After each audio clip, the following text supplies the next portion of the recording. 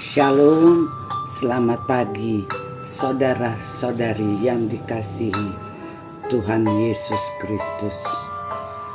Sebelum memulai aktivitas hari ini, mari kita membaca, mendengar, dan merenungkan firman Tuhan yang diambil dari Renungan Gereja Toraja, Selasa tanggal 7 Maret 2023 dari Lukas 7 ayat 1 sampai dengan 10. Namun sebelumnya, mari kita berdoa.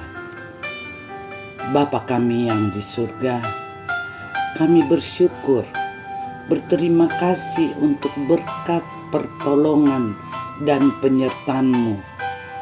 Kalau kami bangun pada saat ini, itu semua karena Engkau punya rencana bagi kami. Dan kami percaya semua rencana-Mu baik, indah, dan sempurna atas kami. Saat ini kami akan mendengar firman-Mu. Urapi kami Bapa dengan Roh Kudus, agar kami mengerti maksud dan kehendak-Mu untuk kami lakukan dalam kehidupan kami.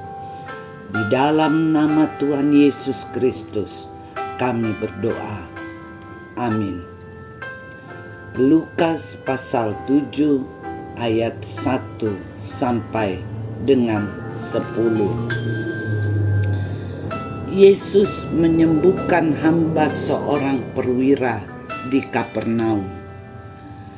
Setelah Yesus selesai bicara di depan orang banyak, masuklah ia ke Kapernaum. Di situ ada seorang perwira yang mempunyai seorang hamba yang sangat dihargainya. Hamba itu sedang sakit keras dan hampir mati. Ketika perwira itu mendengar tentang Yesus, ia menyuruh beberapa orang tua-tua Yahudi kepadanya untuk meminta supaya ia datang dan menyembuhkan hambanya. Mereka datang kepada Yesus dan dengan sangat mereka meminta pertolongannya. Katanya, "Ia layak Engkau tolong, sebab ia mengasihi bangsa kita, dan dialah yang menanggung pembangunan rumah ibadat kami." Lalu Yesus pergi bersama-sama dengan mereka.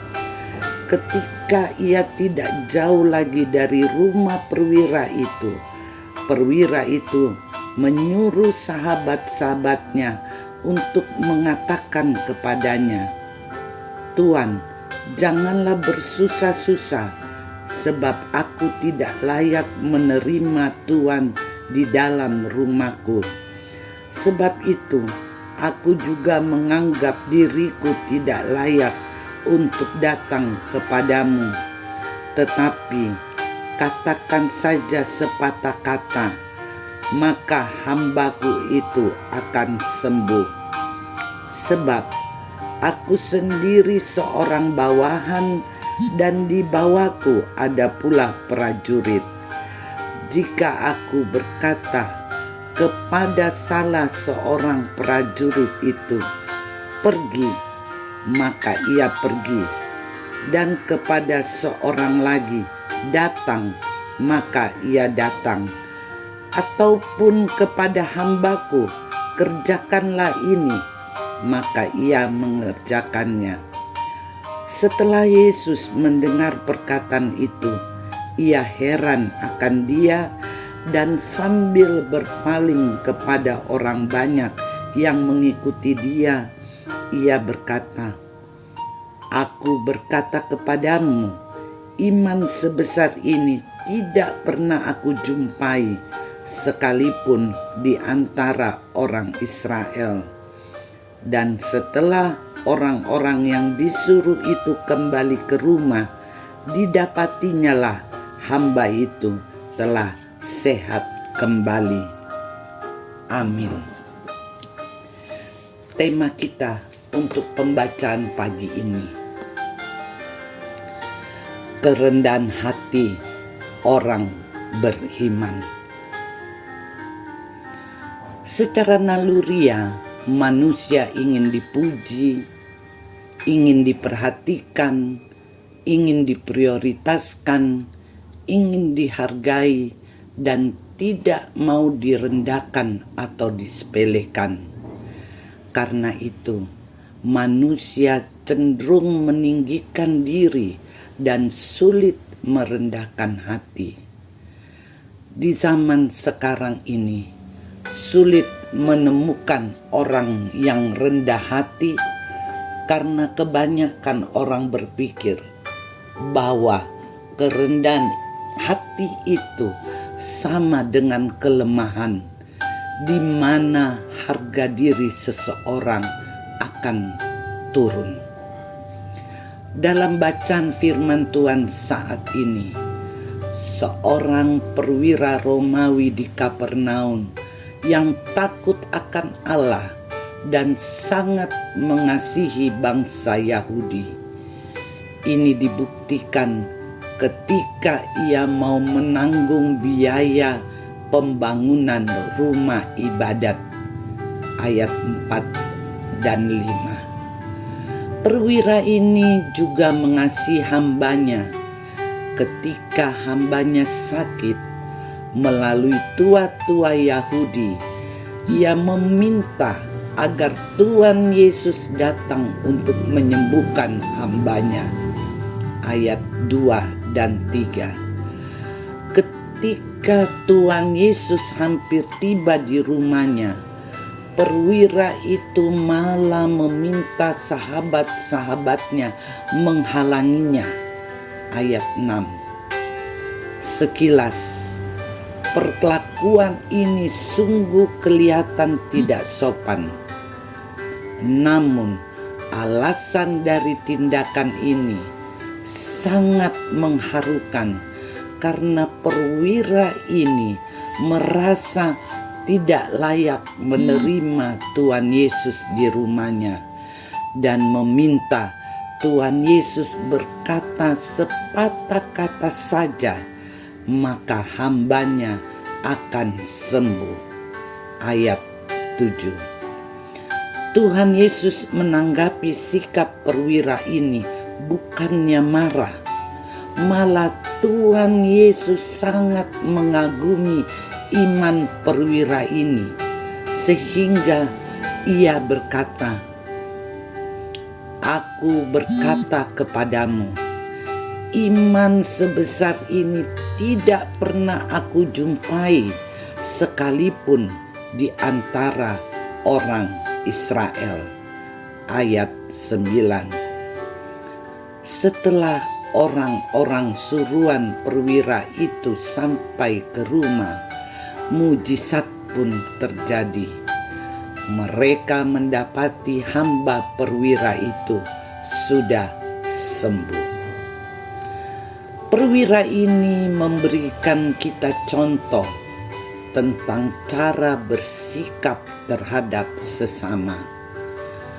Walau status sosial perwira itu hebat, namun ia tidak tinggi hati karena ia tetap mengasihi hambanya. Kasihnya tidak berdasarkan status sosial dan ekonomi, dan ia tetap sadar bahwa dirinya di hadapan Tuhan Yesus, ia tidak ada apa-apanya. Pertanyaannya sekarang, bagaimana caranya kita sebagai orang yang beriman kepada Kristus dapat memiliki kerendahan hati dalam tingkah laku kita sehari-hari? Kerendahan hati sesungguhnya adalah sifat bijak orang beriman yang membuat seseorang dapat memposisikan dirinya sama dengan orang lain. Tidak merasa lebih pintar, tidak merasa lebih baik, tidak merasa lebih hebat, dan dapat menghargai orang lain dengan tulus. Inilah sifat yang harus kita miliki sebagai orang yang beriman kepada Kristus. Marilah kita menghidupkan iman kita dengan kerendahan hati di dalam segala perilaku hidup kita sehari-hari. Tuhan Yesus Kristus menolong kita. Amin. Mari kita berdoa. Ya Tuhan, terima kasih atas firman-Mu yang menegur dan mengingatkan kami bahwa kami adalah anak-anak-Mu, harus menghidupkan iman kami kepadamu dan kepada sesama kami dengan selalu bersikap rendah hati kepada Engkau dan sesama kami, sehingga kami merasakan damai sejahtera di dalam menjalani kehidupan ini. Oleh sebab itu, kami mohon kuasa Roh Kudus-Mu membimbing kami untuk melakukan firman-Mu yang kami dengar saat ini. Kami bawa kepadamu Tuhan segala permohonan doa dan setiap pergumulan yang kami alami masing-masing, agar Engkau melawat kami dan memberikan pertolongan, memberikan kesembuhan, memberikan mujizat, memberikan jalan keluar, dan memberikan kemenangan atas setiap pergumulan kehidupan kami. Kami juga berdoa untuk para korban bencana alam, untuk para korban perang. Berikan mereka kekuatan sehingga mereka merasakan kasih-Mu yang tidak pernah meninggalkan mereka. Saat ini juga Tuhan, kami menyerahkan pemimpin-pemimpin bangsa kami dari pusat sampai pelosok. Berikan mereka hikmat, kebijaksanaan, dan kesehatan, sehingga damai sejahtera ada di bangsa dan daerah kami. Ampuni kami Tuhan. Di dalam nama Tuhan Yesus Kristus kami berdoa. Amin. Demikian perenungan kita pada saat ini. Selamat menjalani aktivitas hari ini dengan terus memuliakan Tuhan. Selamat pagi, Tuhan Yesus memberkati.